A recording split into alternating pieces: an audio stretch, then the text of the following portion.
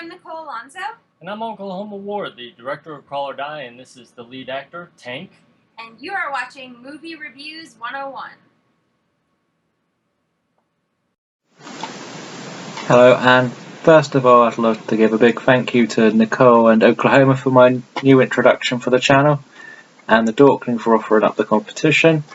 And today I'm going to do my first video review, and it's going to be one of the Stephen King miniseries. And the one I'm going to be looking at is none other than Kingdom Hospital. Now, Kingdom Hospital is a 13-part series, and it starts by following Jake Coleman, who was in Heroes, as an artist called Peter, who ends up getting hit and run and left for dead on the side of the road. And he ends up getting taken, once his body's found, to Kingdom Hospital.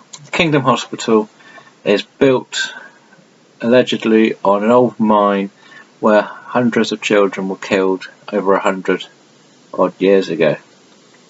And the doctors in the hospital and the patients, they all see odd things happen here and there. And we all have one main doctor, Dr. Hook, who literally runs the place from inside. He's just a normal, high respected doctor, but he's not like the head chief or anything. And he knows all the connections. Everyone turns to him for answers, or any answers. And he's played by Andrew McCaffrey, who was big in the 80s. And then we have a brand new neurologist. So Bruce Davison plays him, and he just hates everyone. He's made one big mistake in his career and it's ruined it, and he's ended up at this, what he thinks is a dump of a hospital. But this is the only chance he had to revive his career. He never fits in with the rest, and he hates everybody. And he's brilliant in it. And everything that goes wrong always goes wrong against him. And everyone seems to deliberately make things go wrong against him. On the other side, we have an old lady called Mrs. Mrs. Druce, played by Diana Ladd, who seems to always come into hospital with made up or illnesses to try and investigate the place. And Stegman, which the neurologist, hates her and just wants to keep kicking her out because he thinks she's just wasting their time. But then as the series continues, she keeps turning back up, and the doctors end up working with her, giving her fake diseases to make her look sick, to stick it to Stegman. And basically the whole series follows this little girl called Mary, who was a victim of what happened on the original thing, trying to free the rest of the ghosts while there's an evil one around.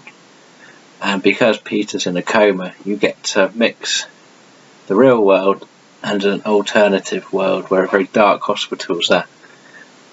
And Mary is looked after by her pet anteater called Antabus, who talks. It's a talking anteater. It's great. Don't worry about it. And then, as the show continues, 13 episodes trying to figure out what's happening, because the activity's getting more and more serious, with earthquakes happening only in the hospital. And to me, it was one of the best series I saw in the early 2000s. It never got a second season because a few other people didn't enjoy it too much. But if you ever get a chance, you need to go and see this one. Great cast. You got, on top of the guys I've mentioned, like Jake Coleman from Heroes, Andrew McCaffrey, Bruce Davison, Diana Ladd. You have Ed Begley Jr., who plays the eccentric owner or top chief doctor, who's just bonkers. That's the simplest word to describe him. He's bonkers. And there's this thumb-sucking committee where all doctors do this, but Stegman's not part of it and wants to be part of it. But then you have a few mental episodes where there's ghosts going on everywhere. But the best one for me is when one of the younger interns, I can't remember his name, I think his name might have been Elmo, trying to seduce the older woman, and he tries to play pranks on her by cutting the head off her body because he's a bit crazy. And then the corpse runs around the alternative one with the Face Off Jack's Where's My Head At, and it's just running around aimlessly. It's brilliant. It's got some of the Stephen King humour involved in this whole show. Now I would say check this out, 13 episodes, can't go wrong. To me, I give this a solid 90%, 9 out of 10, whichever you want to go by. But this is something I always recommend to people who've never seen it and enjoy Stephen King stuff.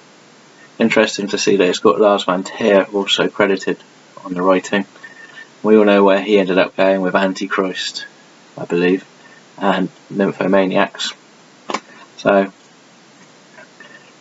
try this one, trust me. And remember to like the video, subscribe to the channel, like us on Facebook, follow us on Twitter, and tell me if you watch Kingdom Hospital, did you enjoy it, and will you be going back to see it again?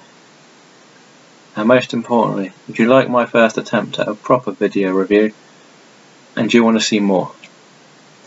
Thank you for watching, and I look forward to hearing your answers. And remember, Stephen King for all of October.